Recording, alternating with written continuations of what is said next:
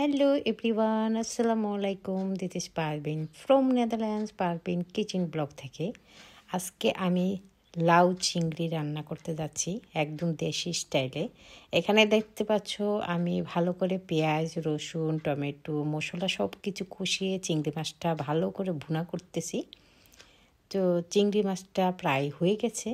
তো এখন আমি লাউগুলো একদম সুন্দর করে চাকচাক করে কেটেছি, কারণ আমার কাছে ভালো লাগে একটু মোটা মোটা করে কাটলে।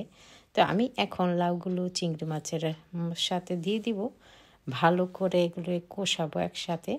কারণ লাউয়ের মধ্যে আমার মনে হয় না পানি দিতে হয়, মাঝে মধ্যে একটু হালকা একটু দিতে হয় যদি পানি না ওঠে আর কি। তো আমি এখন লাউগুলো দিয়ে দিয়েছি, ভালো করে কষাচ্ছি।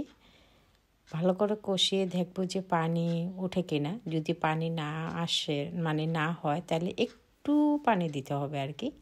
তো আমি ভালো করে নেড়ে চেড়ে দিচ্ছি যাতে সবগুলোর মধ্যে মশলাগুলো ভালোভাবে ঢুকে, সেজন্য।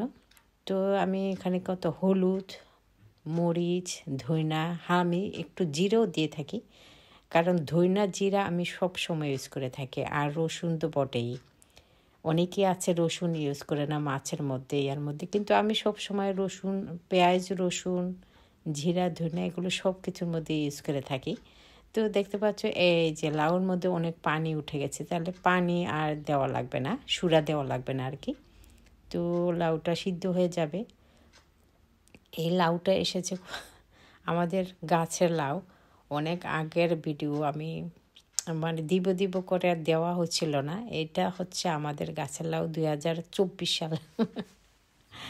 কারণ ভিডিও রেডি করে রেখেছি, ভয়েস দেওয়া হয়নি, আর এভাবে ইয়াতেও দেওয়া হয় না, ফেসবুকেও দেওয়া হয়নি। তো আজকে হঠাৎ করে চোখে পড়লো যে এটা এখনও আছে।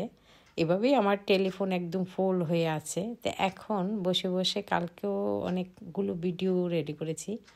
এই যে দেখতে পাচ্ছ আমার লাউ তরকারি কি সুন্দরভাবে হয়ে যাচ্ছে, আর অনেক পানি উঠে গেছে।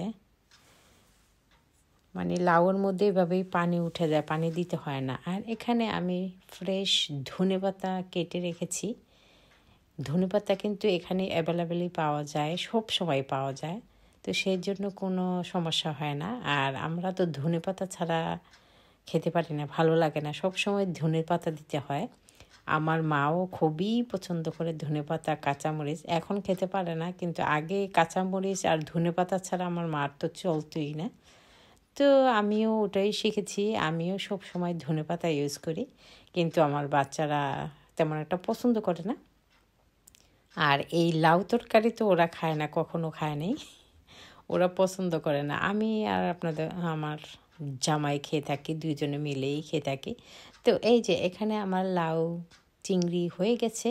দেখতে কেমন লাগতেছে সবাই লাইকস কমেন্টস করে জানাবে, আর আমার চ্যানেলটা ফলো করতে ভুলবে না।